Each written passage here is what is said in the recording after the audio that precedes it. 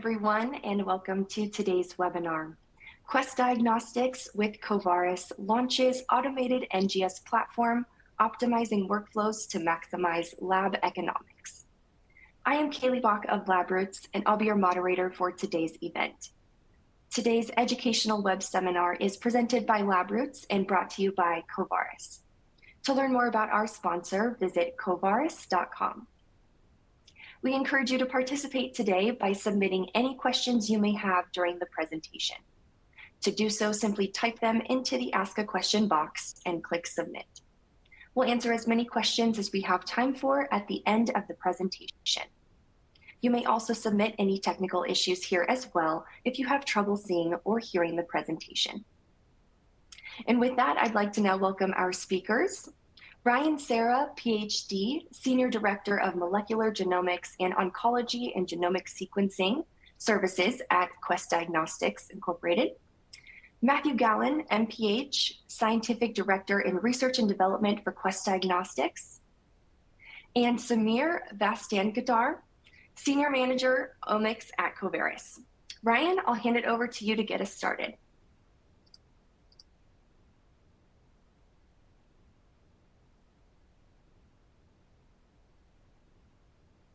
Good day, everyone. I'm excited to take this opportunity through Labroots and with Covaris to tell everyone a bit about how Quest Diagnostics and Covaris have worked together to launch what we believe to be a industry-leading, highly automated NGS platform that not only optimizes our workflows, but also maximizes our lab economics.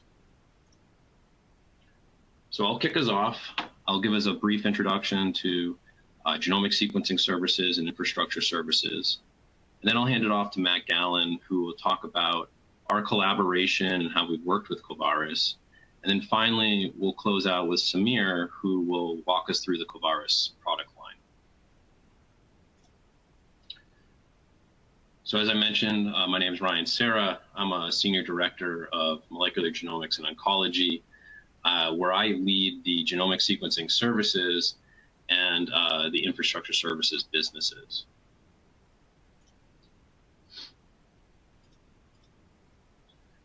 So Quest is well recognized as a leading diagnostics provider in the United States. However, Quest is more than simply a lab service provider. Given the scale and the breadth of our operations, we have to innovate at a lot of different levels. As you can imagine, there's really no off-the-shelf solution for orchestrating all the data that we generate. Data and information are really very much at the core of what we do. Therefore, we need to develop world-leading information technology that support all of our testing as well as our support services. In addition, we really try to embody continuous improvement. And for that, we need to have data at our fingertips. We need to have powerful ways that combine and analyze that data for continuous improvement. Not only that, we also innovate when providing quality diagnostic results that are cost-effective and accessible through our portfolio of specialized solutions and thousands of test offerings. The reason we get up each morning here at Quest is our shared goal of working together to create a healthier world one life at a time. We understand that Quest Diagnostics has a role to play in developing and delivering affordable insights that empower better healthcare decisions. When pursuing this purpose, we strive to deliver the high-quality test services at the lowest cost possible.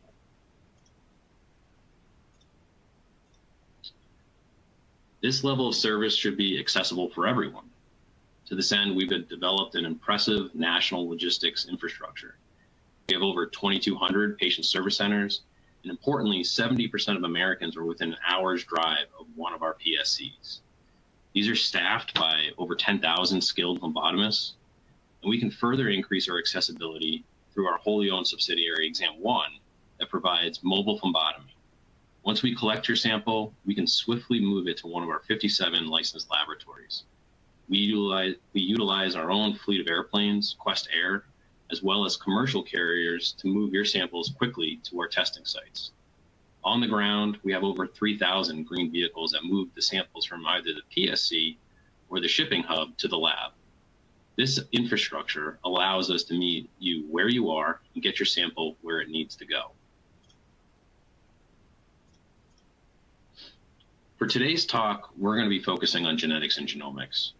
At Quest, sites that perform genetic and genomic testing are classified as esoteric, high complexity sites.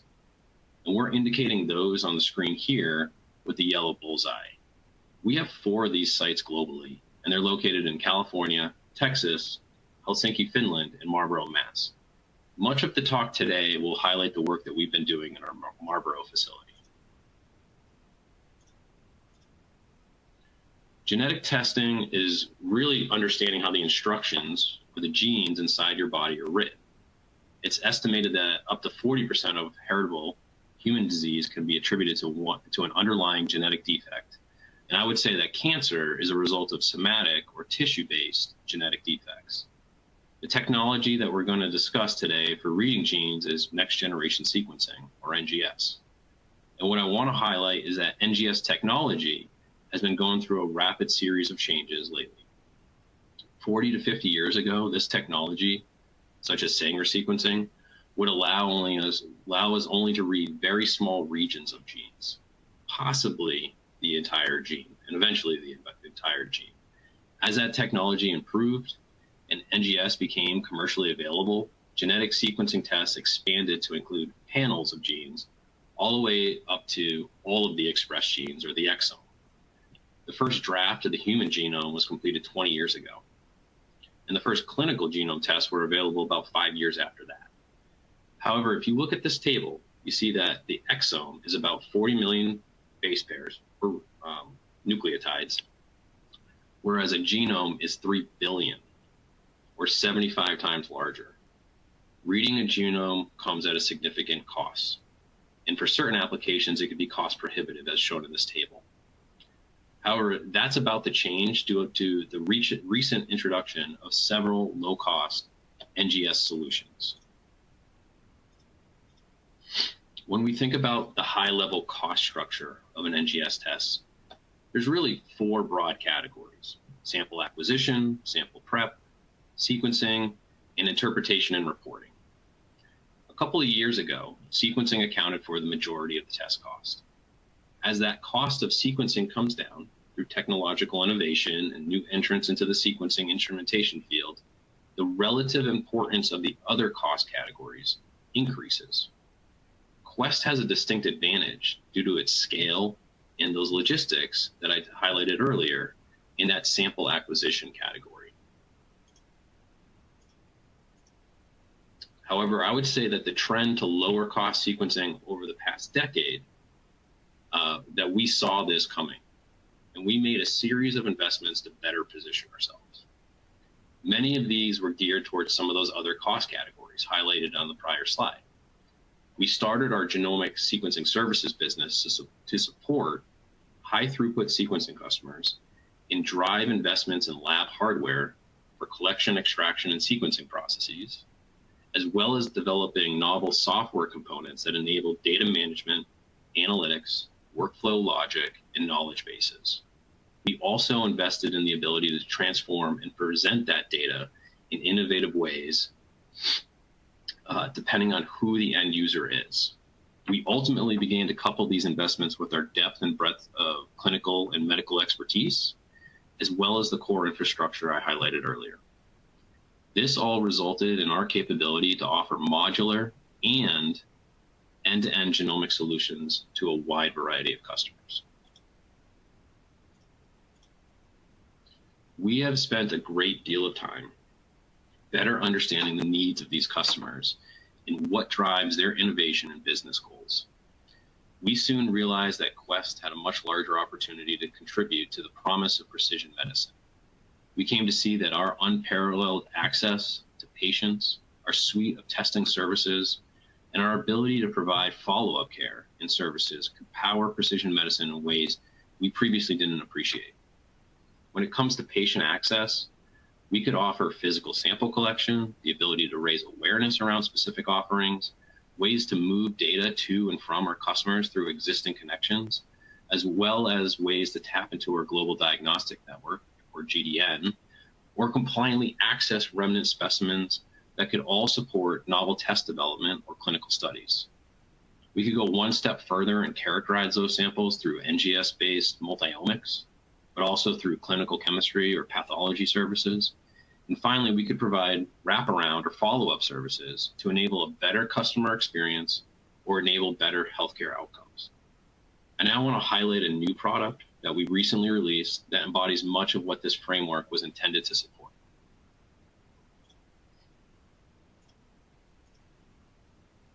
So I'm proud to give this audience a brief overview of Genetic Insights, a genetic health screen that analyzes 36 genes for 23 different health conditions.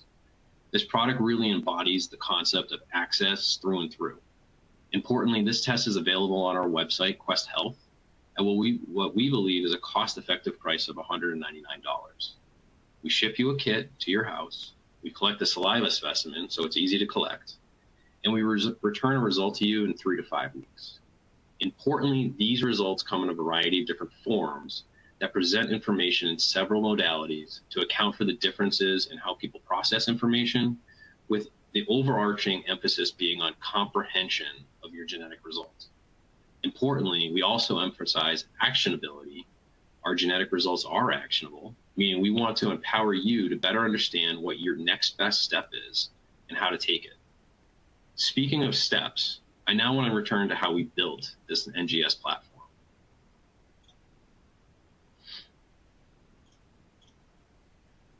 Our genetics and genomics journey at Quest has been a long road. So sticking to the automobile and road analogy, I've illustrated this analogy using vehicles. In this case, these are all Porsches, believe it or not. We started the same way that many genetic labs do. It's a very manual, hands-on body of work. We built high-end boutique solutions, but we soon found that they just didn't scale up. We made a decision to build a bigger pipe.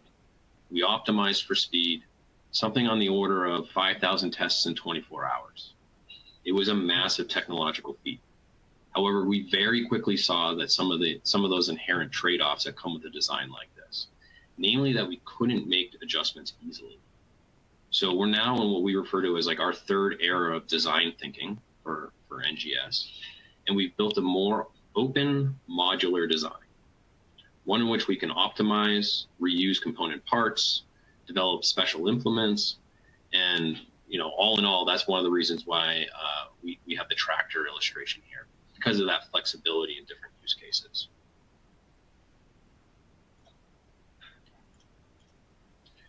So throughout this journey, our thinking transformed, and the analytics that we use to measure our process performance similarly changed. We took on more of a manufacturing management mindset, and we started to pay particular attention to the precision of individual sub-processes.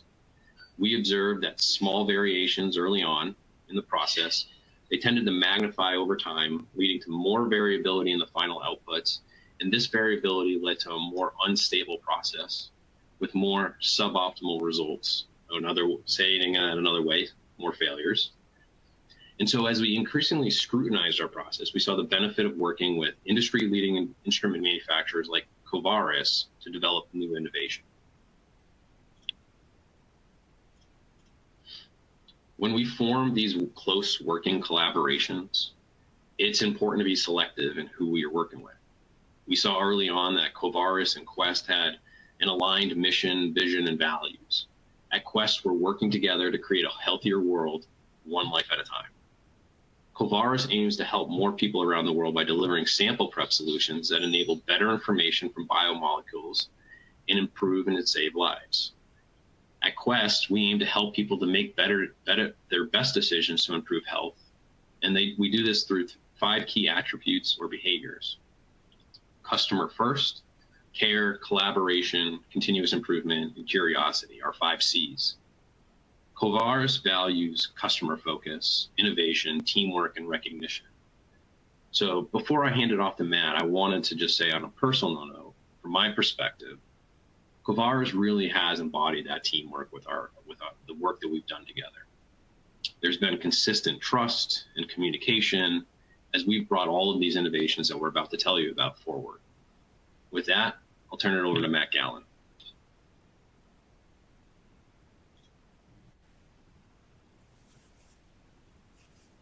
Thanks, Ryan. So I am Matt Gallen. I'm a scientific director in the R&D department within the molecular genomics and oncology segment at Quest Diagnostics. I'm super excited to be here today. And I wanted to start off by really walking through what the historical timeline has been between Quest and Covaris in terms of our collaboration.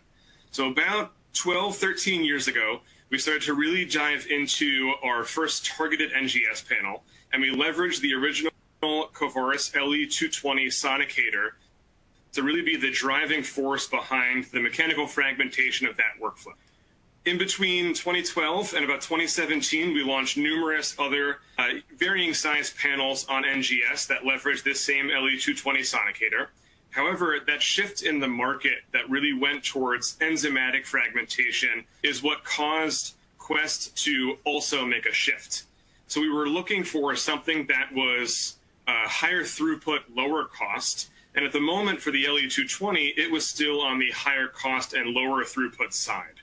So Quest had made that shift for numerous other panel launches, including our whole exome offering and our NICU targeted STAT panel, that really was driven instead of by the LE220, but by enzymatic fragmentation in those methods. We drove those panels and the whole exome product for a number of years. What we really started to understand is that throughput via enzymatics made that whole workflow more complex than where we wanted to go to. And it didn't make it as high throughput as we fully expected when we made that shift to enzymatic fragmentation. So what we started to do is really provide feedback to Covaris, and that's where we saw yet again a shift back to Covaris for mechanical fragmentation through the R230. So we started to do more collaborations again with Covaris, leveraging this new platform. We built it onto the side of our Hamiltons, and that's really what drove our initial new product launch of Genetic Insights that Ryan previously mentioned, that leverages the R230 on the side of our Hamilton stars. And that brings us to where we are today. When we look at the history of NGS workflows at Quest, we really started off with smaller panels that were driven by this gold standard acoustical shearing method. And at the time, 10, 11, 12 years ago, we were really looking for lower throughput methods that were a part of manual workflows. And the microtubule approach at Covaris with the LE220 fit that perfectly. There was very little complexity with fragmentation, and it drove more robust library preparation on the LE220 for those manual, lower volume workflows that we had about a decade ago. That shift in the market really in terms of enzymatics and automation over the last 4, 5, 6 years is where we saw the shift at Quest to enzymatic fragmentation and away from the more manual, low throughput, high cost LE220. So we made that shift for numerous product offerings on our NGS platform and really drove it for a few years off of enzymatic fragmentation. However, that new need for high throughput, low cost, scalable workflows in a more modular platform approach is where the need for the R230 really came in. So that complexity that was brought on by enzymatic fragmentation very early on in our library prep workflows made it difficult for us to scale. So the engineering solutions that the R230 really helped solve were easier to plug into our modular approach than the complex biology that enzymatics really introduced into our workflows. And that mechanical shearing really decreased our complexities at scale as we built initially from 96-well plates to 384-well plates and to higher scalable throughput modules. So that combined shift between enzymatics and automation was really where we provided feedback to Covaris and where they made that shift from the LE220 that was not automatable and was a very high cost over to our now R230s that are linked to a Hamilton liquid handler or additional automation device and have a lower cost. So that automation compatibility paired up with that shift in cost is really that feedback we presented to Covaris, and they really addressed those critiques to drive the collaboration once again with their introduction of the R230 device. So we now have multiple R230 devices that really drive that beginning stage of our library preparation and decrease the complexity that we saw with the enzymatic shearing. So we now have a lower cost for the device, which for the LE220 was higher than what the R230 is, and those consumables were a much higher cost than what they are today. So that shift from the glass microtubules now goes to the AFA plates that we can use for scale and throughput. So our renewed collaboration with the R230 really integrated that R230 with 4 key areas as a main target for our new workflows. So like I've mentioned, it addressed our scalability and compatibility through incorporating the R230 into our automation. So now it's a part of our modular approach. It is linked directly onto a Hamilton star and is fully automated for all of our different methods in library preparation. So once again, it moves away from enzymatic shearing back over to the gold standard shearing with the AFA plates. So now there's lower costs, it's highly automatable, and it brings back those efficiencies and decreases the complexity for more robust reproducible assays. It addressed a lot of the issues that we saw with enzymatic fragmentation at scale, and those engineering solutions were much easier to solve for than complex biological reactions. So not only does it drive down cost, but it really increases and makes our workflows more robust from a scalability perspective, throughput, and decreases the error brought on by a lot of those complex reactions. Now I want to shift gears a bit and dive more into some of the data. So what you see on the screen here was our initial proof of concept studies in collaboration with Covaris that really laid the groundwork and the foundation for incorporating the R230 into our workflows. So both of the plots that you see in front of you, the y-axis looks at base pair sizing. The plot on the left side looks at the same sample being replicated across an entire plate to understand what that reproducibility looks like. And the plot on the right side dives into a few different aspects of our proof of concept study. One being an increase in the length of shearing time, and the other being an increase in the volume for our amount of DNA being sheared. And what you can see is within each of those different groups, it is very precise in the fragmentation sizing. And you can see that it's very tunable as it grows across the time setting, but there's really no shift from a volume perspective. So it really makes the initial fragmentation within our workflows be tunable and scalable and amendable to a lot of different specimen types that might come in at different volumes, different concentrations, and it really helps to increase the robustness of our workflows. Like I said, this was really the basis of our initial proof of concept studies that drove a lot of our downstream work and incorporation into all of our workflows. So taking a step further, all the data you see on the screen here is really from our development and into production for that genetic insights assay. So on the left side of your screen, there's a comparison that I want to touch on first that really looks at the breadth of the distribution for enzymatic fragmentation versus mechanical fragmentation. So that yellow portion is for enzymatic fragmentation, and you can see the wide distribution laid out by the number of outliers in that box and whisker plot. And in blue next to it shows a much tighter distribution for mechanical fragmentation. While we're still working to increase the sample size through the new R230 workflow, what it really shows is a vast difference between that distribution of fragment sizes that we know have a direct impact downstream in our sequencing reaction. That plot right in the middle is really taking into account multiple plates and what the variation is across multiple plates for insert size. So it's very little variation, and you can see slight shifts by plates, and it does have to do a little bit with specimen type that you see on the right side of your screen. What you can really see is a very tight insert size distribution for where we target within our methods. So with these, with the shearing methods being more tunable, we're able to understand exactly what the parameters are to get it into a very tight window for insert sizing. And if you look on the right side, this is incredibly important from a Quest perspective.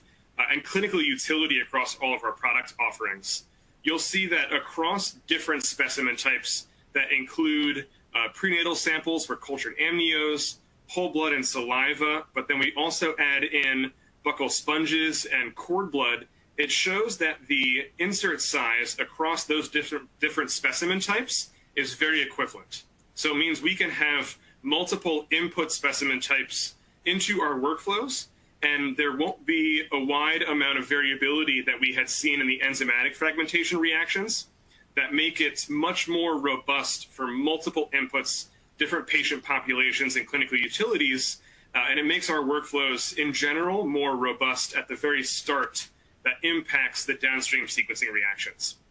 So a lot of this data was really that step above our initial proof of concept studies that drove the validation of all of our workflows into production because of the data that you're seeing on the screen.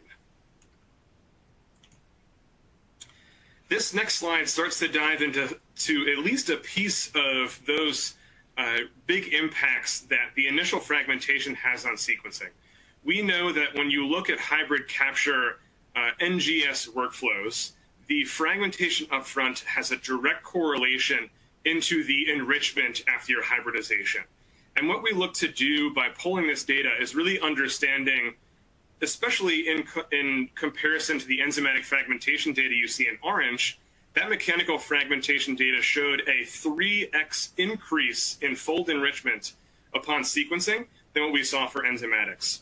So this really shows us that that more stable starting point in our workflows drastically increases our performance downstream. And what it does is increase our targeting. It makes for more uniform batches, which improves our multiplexability through our workflows and on our sequencers. And it ultimately lowers our assay failure rates and decreases our turnaround time for getting our results to our patients. So across the board, this has a huge impact from a laboratory perspective, from an economics perspective, that really works to improve the performance of our workflows dramatically. What I now want to do is switch gears and show a video of the R230 incorporated into our workflows on our Hamiltons. So what you'll see here is the R230 incorporated on the right side of our Hamilton star. You'll see that the Hamilton takes that plate that's on deck, moves it over to the R230. It's a sped up version, but what it does is really go through the entire method on the Covaris R230 as a part of the Hamilton program. That arm will then take that plate back off of the Covaris, put it right back on deck, and it can continue past that step into other steps of the workflow. Lastly, I want to touch a bit on some of the shifts that we've seen from a Covaris perspective that really are integral parts of our collaboration. So like I mentioned before, that shift away from the LE220 that drives more towards a plated AFA approach, what it does is now it no longer means that we have the AFA fibers of the past, where those would clog into your liquid handlers. It's much easier to pipette into those plates than it previously was with the glass microtubes. They come unsealed, so we can leverage our own seals. We can use pierceable seals if we need to, but it really increases the ability to incorporate these onto our automation. They are thermal cycler compatible, so we can take the plate that comes off the R230 and put it directly onto a thermal cycler, which makes the cost of testing overall, instead of switching to multiple plates, drives that cost down. There's the options for automation lids that make that sealing not necessary. So it really increases the robustness of our workflows.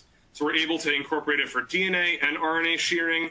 And as I said, we have launched it in 96-well formats, but we're currently in development for additional formats that would continue to increase the scale and the throughput of all of our workflows because of the critiques that Covaris really took to heart, made changes with through the R230, and really helped us to build our new modular approach with the R230 linked into our Hamilton stars.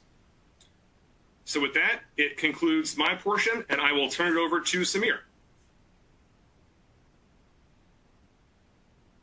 Good morning, everyone. Thank you, Kelly, for the kind introduction.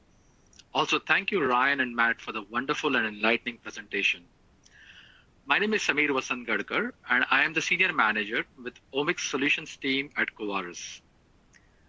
It gives me immense pleasure to present today alongside both Ryan, Serra, and Matthew Gallen from Quest Diagnostics.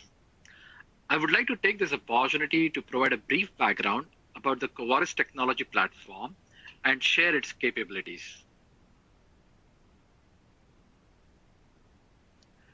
In today's talk, I would like to start with introducing the Covaris technology, followed by sharing its features and benefits. I would then like to follow up by sharing some examples of the capabilities of the Covaris technology and how it can benefit the NGS users. Towards the end, I would like to provide a summary of our current NGS solutions.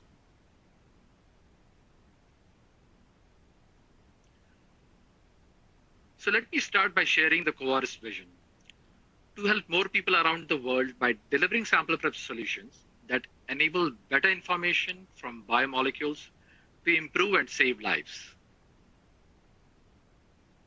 So Covaris Adaptive Focus Acoustics technology, or AFA in short, offers high-value solutions in the pre-analytical sample prep domain. Our technology enables highly efficient extraction and processing of biomolecules from a whole range of different sample types. This processing is done in a very robust and reproducible fashion that enables streamlined workflows across different omics pipelines. So how does it all start? It all starts with the use of a high-frequency ultrasonication AFA method for delivery of acoustic energy in a very focused manner. This is a non-contact process which eliminates any chance of contamination. The AFA process is extremely tunable and thus offers significant operational flexibility. The entire process is conducted in a thermally controlled environment, thereby ensuring integrity of the biomolecules. So all the different configurations and the superior results that AFA offers allows the user to fit all the puzzle pieces together by offering a single technology platform that allows for high quality performance, low cost per sample, as well as the versatility needed to accommodate all current and future needs. The high quality data output from the AFA process helps provide deeper insights, be it in oncology with germline and comprehensive genomic profiling workflows, or biomarker detection, drug screening, or pathway analysis. All these insights lead to actionable data that helps in improving and saving lives. Starting with the features and benefits of the AFA technology, the AFA technology platform is compatible with a lot of different input sample types and offers a universal sharing platform for whole genome sequencing, whole exome sequencing, or targeted panel workflows. It offers a streamlined workflow with standardized protocols, and this is especially very helpful when dealing with a wide range of input sample concentrations where the processing can be done with the same protocol. The tunable process allows the user to generate fragment sizes across a very wide range while ensuring great repeatability and reproducibility throughout the process. The high-quality sequencing data generated with AFA sharing allows for robust germline or comprehensive genomic profiling analysis while ensuring cost savings. The AFA technology is extremely scalable and automation compatible, thereby easily meeting current and future high-throughput processing needs. So because of all the benefits the AFA technology offers, it is considered as the gold standard when it comes to DNA sharing for NGS. Just to highlight a few examples here, in the first plot in the top, the uniformity of the fragment traces is shown when working with different input amounts with the same standardized protocol. This offers immense flexibility and minimizes the whole optimization that might be needed when dealing with different input amounts. In the second example, the plot in the center of the slide shows the tunability of the process, wherein fragment sizes are generated across a wide range with different protocols. In addition to this, The unbiased sharing and a tight distribution allows for uniform genome coverage and does not exhibit any GC bias. Earlier in the webinar, Matt shared very nice sharing distribution data across multiple sample types with the Covaris R230 instrument. This particular example demonstrates highly repeatable, reproducible, and overlapping sharing performance in 96-well Covaris plates across different instruments, namely the R230 and the LE220+. The same high-quality performance is delivered across all Covaris instruments. In addition to the 96-well plates, we also offer sharing protocols for 384-well format. In this example, robust sharing data for 200 base pair and 500 base pair is demonstrated, and protocols are available with low volumes using the 384-well plates. This solution further helps in enhancing high-throughput processing capabilities. Continuing with the scalability aspect, AFA solutions offer different consumable formats to address different sample processing throughput requirements. This easily allows users to develop workflows with current throughput needs while retaining the flexibility to increase throughput without any compromise in performance. In addition to this, the increased throughput can be easily coupled with integration platforms to further minimize touch points, lower the turnaround time, and achieve economies of scale. The Covaris R230 instrument can be easily accommodated in either on-deck or deck-adjacent configuration based on liquid handler workflow requirements. The Covaris instruments are compatible with a wide range of liquid handlers and offer flexibility to users when choosing an integration platform.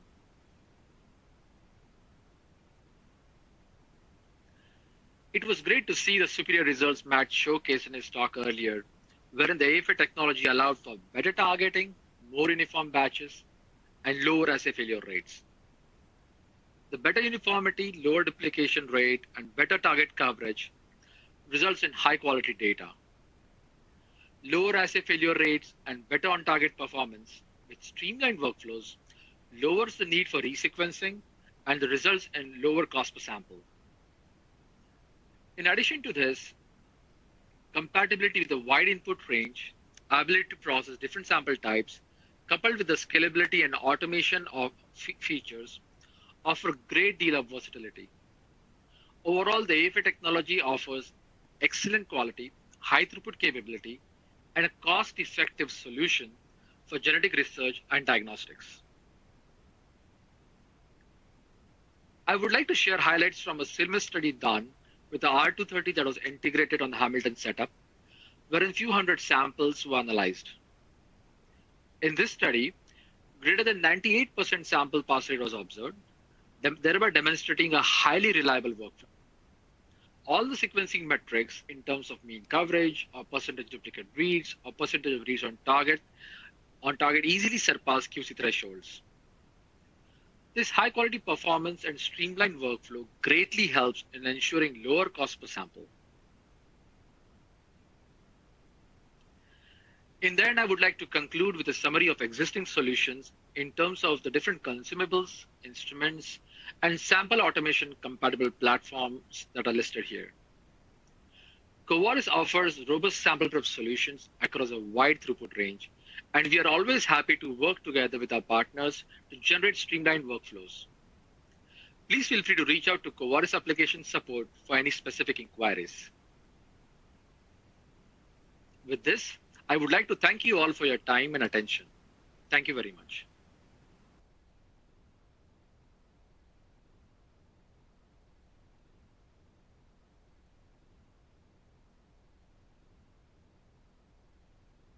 All right. Well, thank you, Ryan, Matthew, and Samir for your informative presentations. We will now start the live Q&A portion of the webinar. So if you have a question that you'd like to ask, please do so now. Just click on the Ask a Question box located on the far left of your screen, and we'll answer as many of your questions as we have time for. All right, so let's get started. Okay, our first question here asks, Can you tell us some more about what technology changes have happened that is driving the explosion in NGS testing? Sure, I can take that one. I've been in the space for about 20 years now. And I firmly believe that there's never been a more exciting time to be involved with next generation sequencing. There's been an explosion in a lot of different new technology platforms. So there's recently been a lot of high profile new entrants into the sequencing instrumentation space with the entry of the UG100 from Ultima Genomics, Complete Genomics with their T7 platform for high throughput population genetic screening. And then, a lot of innovation at both the optic and the chemistry level when we think about, Pacific Biosciences and their recent acquisition of not only Omnio, but also Apton more recently. And so what this has really amounted to is like a lot of new high quality and different differential data sets that can be generated from next generation sequencing. And then now you couple that with the explosion in the medical literature around what this data actually means. And we've never been at a more critical time in terms of how we bring NGS insights and really data to the forefront of the medical field. So, I'd say there's sort of that coupling of both technology and innovation, advanced analytics, and then now coupling that with medical literature and what that actually means for a patient. So that all kind of comes to a head and says, there's never been a bigger opportunity in front of us to bring NGS to the masses and really empower better health. Awesome. Thank you, Ryan. Next question here. How does a modular and or end-to-end genomic capability work? I can take that one. So the way we've built our modular design at Quest is really around specific portions of the laboratory workflow. So some modules will be driven more towards library preparation, some driven towards automated hybridization and enrichment. So that way we can really plug and play different pieces across the laboratory workflow based on what our assays are, what our products are, and it makes it really configurable, tunable. We can drive our LIMS system to really kind of plug in different pieces of those modules for different needs. So it makes us able to scale in different ways that having a single end-to-end, one single system solution doesn't allow us to do. So this is what we've found to be much more flexible in terms of a path to validation in the lab and make us able to really scale our workflows in a modular way that really decreases the number of bottlenecks we have. Great, thanks, Matthew. Now, genetic insights seems like a really powerful tool for managing your health. What conditions are covered? Oh, that's a great question. So genetic insights was really formulated with actionability in mind. Really genes that are well established and linked to a number of different conditions that are heritable. And so the results themselves are very easy to interpret. So at a high level, there's a number of different health conditions that are covered by the product. And I would encourage folks to check out the product page on questhealth.com that details this more fully. But at a high level, it's really addressing breast and colon cancer, heart and blood health, connective tissue disorders, as well as carrier statuses. Some of the conditions that are covered as a result of this profile is, cardiomyopathy, hereditary breast and ovarian cancer, Lynch syndrome, familial hypercholesterolemia, hemochromatosis, and classical and vascular Ehlers-Danlos syndrome, Marfan syndrome, Tay-Sachs, and others. So really, if you think you have if you're looking for additional information for both you and your family about any of these types of conditions, this is a really great product for that. And again, one of the things I would emphasize about the product itself is that it's really geared towards comprehension. So if you do get a result, you're going to understand what that means through a lot of enhanced reporting and a lot of different ways that we can present that data and explain that data to you and your family, so that you can be empowered in making the best decision for your health. Great. Next question here asks, the gain in hybrid capture performance is impressive. What other plans does Quest have for utilizing AFA shearing? That's a great question. So right now we're really focused on leveraging the Covaris AFA technology when it comes to our sub-exome hybrid capture based approaches for the current offering of products that Quest has. But I think Ryan mentioned this earlier, our push in the future is really driven towards whole genome testing. So it's really what we're driving towards, and having the Covaris be a big piece of that platform, having it be tunable and precise, will really help us to scale those whole genome platforms and workflows of the future. Great, thanks, Matthew. Next question, what is the expected resequencing cost savings with Covaris? So I can take this one. What we've noticed is that there's a lot of variability, and we had a higher range of sequencing coverage associated with specific samples on some of the assays that we talked about. So namely the hybrid capture-based assays, when we were using enzymatic shearing versus mechanical shearing. When we went to the mechanical shearing method using Covaris AFA, we were really able to finely tune those DNA fragment sizes, get more efficient, more uniform capture, which led to a more even distribution of sequencing across the sample set that was loaded on the flow cells.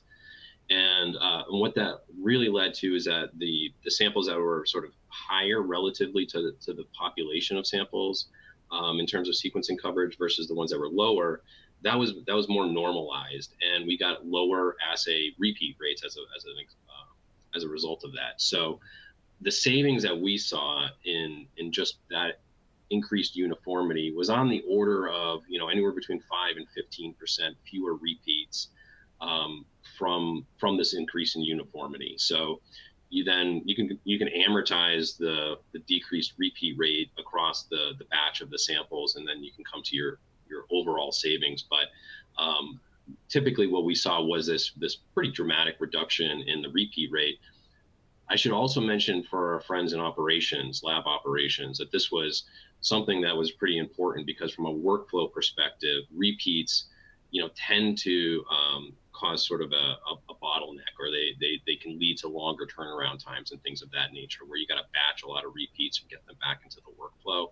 So by decreasing the repeat rate, we also saw that operational savings in terms of having a more streamlined workflow. Thank you. We're getting some great questions in from our audience here, and we do have some time, so we're going to continue. This next question asks, how does optimization costs with enzymes stack up against that with Covaris AFA? I can take that one. That's a good question. And really it comes to what the drivers for scalability are, right? So when we look at all of our different specimen types, the ability with the Covaris R230 to put those specimen types on the same plate together and shear them within one method and one protocol allows us to streamline that optimization up front in those library prep workflows. When you have workflows that include enzymatic fragmentation, what we found from a scalability perspective is that different plates, different batches had to have different specimen types. So it really increased the amount of optimization by really driving up the amount of time to try to adjust and optimize enzymatic fragmentation time periods for each different specimen type. So it really drives down that optimization time, labor cost, consumable cost, to really streamline that upfront piece from a workflow development perspective. Great, thank you. Now, this next question has two parts to it, and this question asks, why does mechanical show improvement in enrichment in capture? Is this an improvement in coverage by increased insert size, or actually a more efficient capture? Great question. It's not necessarily increased insert size. It's more from a uniformity perspective. So we look at having a small distribution of insert sizes within your library. What it does is it increases the targeting and hybrid capture from the probe perspective. So that way, once you get towards enrichment, it really increases the enrichment washes and drives your overall kind of pull down capture across that piece of the workflow. So it's more based on the uniformity and increasing the efficiency of the hybridization and the enrichment than it does from an increased insert size perspective. Great. Another question for you, Matt. How does the cost per sample compare between enzymatic fragmentation and fragmentation with the Covaris? Good question. It's hard to put an actual number there. Early on with enzymatic fragmentation, we found the initial cost was lower from a reagent perspective, in that more complex reaction was really a part of that library prep kit that would come from different vendors. But what we really found during optimization is that it increased the number of batches we would have to build per specimen type, and it also increased our repeat rates at scale. So while upfront it did look like it would be a lower cost, at the back end, when we put the entire workflow together, because of our ability to scale more efficiently, have more efficient batches, and a more robust sequencing, it actually drops the overall cost per sample for the mechanical fragmentation than it did for enzymatic fragmentation. Great. Now, here's another question. Why was Hamilton Star chosen for integrating with Covaris shearing as opposed to other liquid handlers? Great question. I know that, and I'm sure Samir can touch on this as well, that the R230 is integratable with a number of different automation providers. Here at Quest, we do have different collaborations with some of those different providers. We were really driving our lab workflow protocols through our Hamilton liquid handlers, so it was really an easy transition for us. We actually first used it as a standalone R230 by itself before integrating it, but it was really a decision of our R&D and operations team together to pick that liquid handler. But Samir, if you want to dive into the other possibilities, please do so. Yeah, absolutely. Thank you so much, Matt. Yeah, as Matt mentioned, well, Hamilton Star was something that Quest decided to choose and test for their workflow. Having said that, the R230 system is compatible with across a whole range of different liquid handlers, as I had mentioned in the talk. So there are options. It can be with Hamilton, it can be with Tecan, it could be with Biomech, for example, could be with Agilent Bravo. So there are a whole range of different platforms. So it's pretty much agnostic to the liquid handlers, and we always look forward to working with our partners if they have a specific liquid handler in mind and enable the workflows on that liquid handler platform. Great. All right, well, it looks like we have time for one more question here, so we'll ask this one and wrap up afterwards. This is another two-part question, and it asks, how different is the FFPE sample protocol versus other sample types, and does time of fixation significantly change the ultrasonication requirement? Yeah, I can take that one.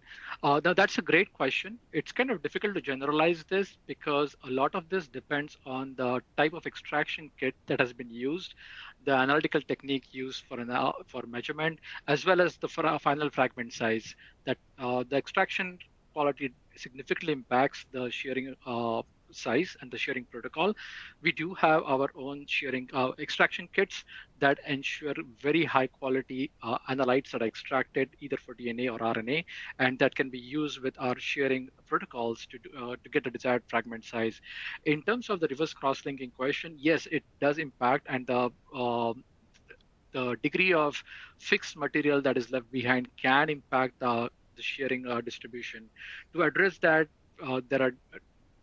our FFP extraction protocol calls out for specific conditions to ensure good reverse cross-linking, as well as the Covaris reagent that is used for the tissue lysis buffer that is used for extraction contains some proprietary ingredients that ensures extremely good reverse cross-linking as well as very robust shearing with FFP samples.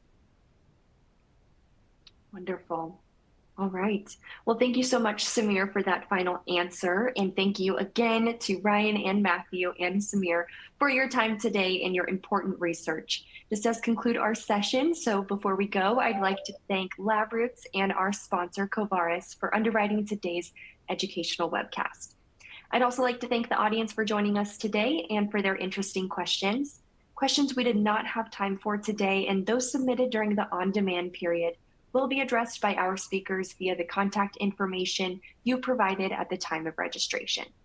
This webcast can be viewed on demand, and Labroots will alert you via email when it's available for replay. We encourage you to share that email with your colleagues who may have missed today's live event. So until next time, take care, everyone. Goodbye.